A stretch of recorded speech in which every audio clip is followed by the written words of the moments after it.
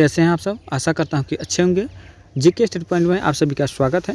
31 प्रश्न को लेकर आए हैं आज की इस वीडियो में, तो सभी प्रश्न को जरूर देखिएगा और कमेंट के माध्यम से बताइएगा कितना प्रश्न को सही कर पाते हैं। तो आज का दोस्तों पहला प्रश्न है, आज का पहला प्रश्न आपकी स्क्रीन पर है दोस्तों। भारत में किस राज्य को चावल का कटोरा कहा जाता है? भारत में किस राज्य को चावल का कटोरा कहते हैं दोस्तों? बताइएगा चावल का कटोरा किस राज्य को कहते हैं? तो बिल्कुल चावल का कटोरा जो कहते हैं और आंध्र प्रदेश को कहते हैं दोस्तों। किसको?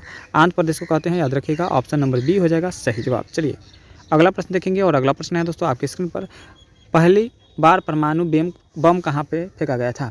पहली बार परमाणु बम जो फेंका गया वो हिरोशिमा पर फेंका गया। कहाँ पे? Hiroshima, option number D. और दूसरी बार नागासाकी पर फेंका गया था। चलिए दोस्तों अगला प्रश्न देखेंगे और अगला प्रश्न है, ओजोन परत कहाँ पाई जाती है? ओजोन परत कहाँ पाई जाती है? तो बिल्कुल समताप मंडल में ओजोन परत पाई जाती है। समताप मंडल में ओजोन परत पाई जाती है। चलिए दोस्तों अगला प्रश्न है, महात्मा गांधी के राजनीतिक गुरु कौन थे?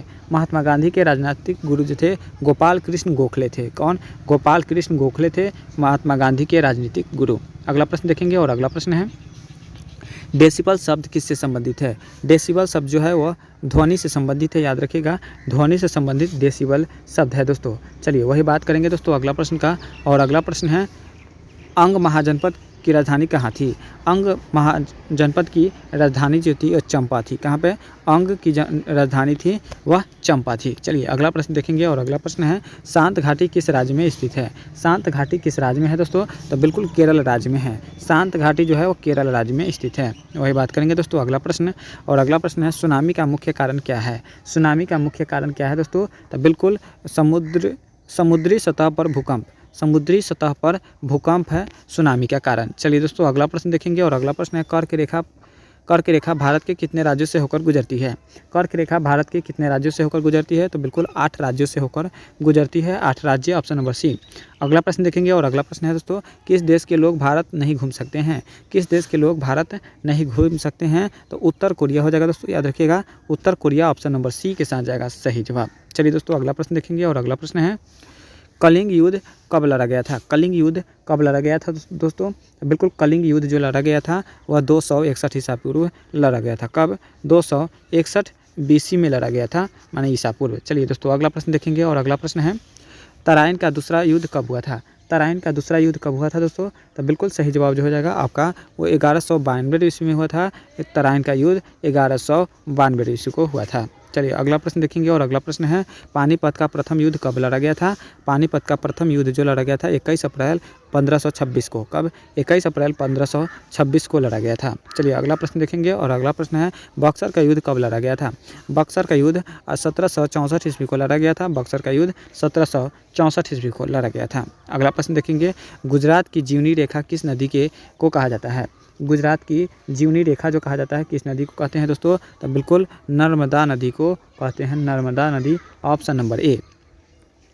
यदि वीडियो अच्छा लग रहा तो वीडियो को लाइक कर दीजिएगा, चैनल को सब्सक्राइब करके अपने दोस्तों में शेयर कर दीजिएगा। भारत का तोता किसे कहा जाता है? भारत का तोता किसे कहते हैं दोस्तों? तो बिल्कुल अमीर खुसरो को कहते हैं। भारत का तोता अमीर खुसरो। चलिए अगला प्रश्न देखेंगे और अगला प्रश्न है, एशिया का अजगर किस देश को कहते हैं? तो बिल्कुल चीन को कहते हैं दोस्तों। किसको? चीन को एशिया का अजगर कहा जाता है। अगला प्रश्न देखेंगे और अगला प्रश्न है दोस्तों आपके स्क्रीन पर, चरक और नागार्जुन किसके दरबार के शोभा थे? चरक और नागार्जुन जो थे किसके दरबार के? तो कनिष्ठ के दरबार के शोभा थे। किसके? कनिष्ठ, ऑप्शन नंबर सी। अगला प्रश्न देखेंगे, निम्नलिखित में से किसने बड़े पैमाने पर स्वर्ण मुद्रा चलाई थी? किसने बड़े पैमाने पर स्वर्ण मुद्रा चलाई? तो किसान शासकों ने। किसने? कुषाण शासकों ने दोस्तों। कुषाण शासकों ने चलाई थी। ऑप्शन नंबर डी के साथ जाएगा सही जवाब। चलिए अगला प्रश्न देखेंगे और अगला प्रश्न है, भारतीयों के महान रेशम मार्ग किसके ने आरंभ किया था? भारतीयों के महान रेशम मार्ग किसने आरंभ किया था दोस्तों? तो बिल्कुल सही जवाब हो जाएगा कनिष्ठों ने। किसने? कनिष्ठ, ऑप्शन नंबर बी हो जाएगा सही जवाब, कनिष्ठों ने। चलिए अगला प्रश्न देखेंगे और अगला प्रश्न है, शुंग वंश के बाद किस वंश ने भारत पर राज किया था? शुंग वंश के बाद किस वंश ने भारत पर राज किया? तो बिल्कुल कन्नौ वंश ने। कौन से? कन्नौ वंश, ऑप्शन नंबर ए हो जाएगा सही जवाब। वही बात करेंगे अगला प्रश्न, किस चीनी जनरल ने कनिष्ठ को हराया था? किस चीनी जनरल ने कनिष्ठ को हराया दोस्तों? तो बिल्कुल आपका सही जवाब हो जाएगा पेन चाओ ने। कौन? पेन चाव ऑप्शन नंबर बी हो जाएगा सही जवाब। दोस्तों अगला प्रश्न देखेंगे। अगला प्रश्न है प्राचीन भारत में निम्न में से किस एक ने नियमित रूप से सोने के सिक्के चलाए थे? नियमित रूप से सोने के सिक्के चलाने वाले कौन था दोस्तों? तो बिल्कुल कुषाणों ने। किसने? कुषाणों ने, ऑप्शन नंबर ए हो जाएगा सही जवाब। चलिए अगला प्रश्न देखेंगे और अगला प्रश्न है तमिल और गौरव ग्रंथ जीवन चिंतामणि किससे संबंधित है? तमिल का गौरव ग्रंथ जीवन चिंतामणि जो है वह किससे संबंधित है दोस्तों? तो बिल्कुल सही जवाब हो जाएगा ऑप्शन नंबर डी, जैन धर्म से संबंधित है। किससे? जैन धर्म, ऑप्शन नंबर डी। अगला प्रश्न देखेंगे निम्नलिखित राजवंशों में किसके उल्लेख संगम साहित्य नहीं है? निम्नलिखित राजवंशों में किसका उल्लेख संगम साहित्य नहीं है दोस्तों? तो बिल्कुल सही जवाब हो जाएगा आपका कदम्ब का। किसका? कदम्ब, ऑप्शन नंबर सी। चलिए अगला प्रश्न देखेंगे और अगला प्रश्न है उन शासकों का नाम क्या था जिसने विजय स्तंभ का निर्माण करवाया था? विजय स्तंभ का निर्माण करवाने वाला शासक था राणा कुंभा। कौन? Rana Kumbha, option number A हो जाएगा सही जवाब इस प्रश्न के लिए। वही बात करेंगे दोस्तों। अगला प्रश्न है सेन वंश का संस्थापक कौन था? सेन वंश का संस्थापक जो था वो कौन था दोस्तों? तो बिल्कुल ऑप्शन बी, सामंत सेन था। कौन? सामंत सेन, ऑप्शन नंबर बी के साथ जाएगा सही जवाब। वही बात करेंगे दोस्तों। अगला प्रश्न पाल वंश का संस्थापक कौन था? पाल वंश का संस्थापक कौन था दोस्तों? तो गोपाल था। पाल वंश का संस्थापक गोपाल था, ऑप्शन नंबर सी के साथ जाएगा सही जवाब। वही बात करेंगे अजय पाल के संस्थापक कौन थे?